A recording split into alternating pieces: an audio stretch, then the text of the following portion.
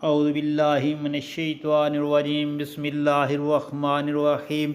एक बहुत फजीलत वाला अब वजीफ़ा।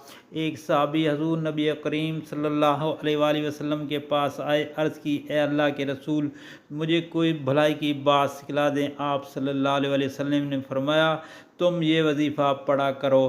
पढ़ना क्या? बिस्मिल्लाहिर्रहमानिर्रहीम, सुबहानल्लाहि वल्हम्दुलिल्लाहि वला इलाहा इल्लल्लाहु वल्लाहु अकबर। इसने अर्ज़ की, ए अल्लाह के रसूल सल्लल्लाहु अलैहि वसल्लम, ये तो अल्लाह के लिए, मेरे के लिए क्या? आप सल्लल्लाहु अलैहि वसल्लम ने फरमाया, जब तू कहेगा सुबहानल्लाह अल्हम्दुलिल्लाह ला इलाहा इल्लल्लाहु अल्लाहु अकबर, सुबहानल्लाह अल्हम्दुलिल्लाह ला इलाहा इल्लल्लाहु अल्लाहु अकबर, तो अल्लाह ताला फरमाएगा तूने सच कहा।